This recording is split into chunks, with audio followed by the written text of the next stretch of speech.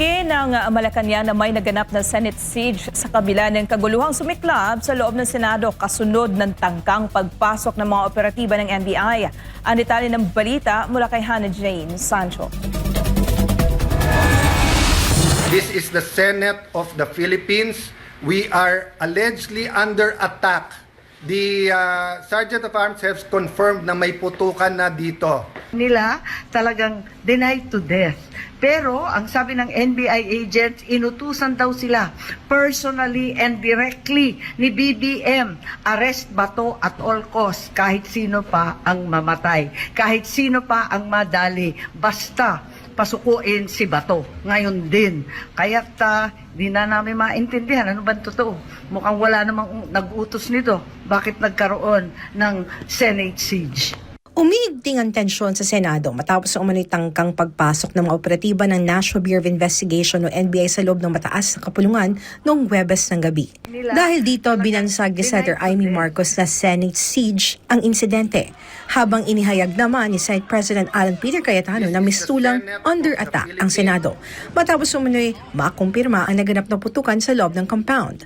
Pero sa panig ng Malacanang, mariing itinanggi nito na may naganap na pag-atake sa Senado. Senate siege. Was it under attack? It was not. The Senate was not under attack. You can see that from the news, not only from the statements of the NBI and PNP. It was only the statement made by Senator Alan Cayetano. So as far as we are concerned, as far as the government is concerned, Senate was never under attack. Samantala, bagamat una nang nilinaw ni Pangulong Bongbong Marcos na wala itong iniutos na pag-aresto kay Senator Bato de la Rosa, aminado ang palasyo na maaaring magbago ang sitwasyon depende sa maging desisyon ng Korte Suprema. Ito ay kasunod ng petisyong inihain ng Office of the Solicitor General o OSG sa mataas na hukuman na naglalayong ibasura ang mga mosyon ni De La Rosa at payagan ng pamahalaan na ipaaresto ito habang humaharap sa International Criminal Court. Sa 74-page comment ng OSG na may petsyang May 16, tinawag ng mga abogado ng Estado si De La Rosa bilang isang fugitive from justice o takas sa batas na umano'y ginagamit ang sistemang legal upang maiwasan ng ICC arrest warrant. Hinimok din ng OSG ang Korte Suprema na ibasura ang tinawag itong mga purong personal na mosyon ng senador. Iginit pa ng OSG na hanggat hindi isinusuko ni De La Rosa ang kanyang sarili sa mga otoridad, dapat itong ituring na takas sa batas at hindi dapat payagang makahingi ng anumang legal na lunas mula sa mga hukuman. Ang pahayag na ito ng OSG ay bilang tugon sa abiso ng Korte Suprema noong May 13 na humiling sa OSG na magkomento sa desisyon ni De La Rosa para sa restraining order laban sa ICC warrant sa gitna ng mga usapin sa bisa nito sa Pilipinas. Kita-kita po natin kung ano mismo ang binanggit ng OSG. Nabanggit na sa ngayon ay tinuturing na isang pugante itong si Senator Bato de la Rosa.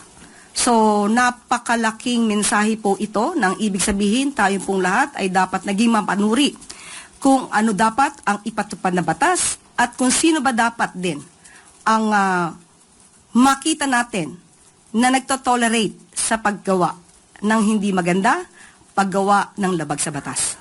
Kaugnay naman sa mga haka-hakang posibleng may kinalaman si Senator Robin Padilla sa umano'y pagkakalabas ni Senator De La Rosa mula sa Senado, nanawagan ng palasyo na imbestigahan ng sino mang maaring lumabag sa batas.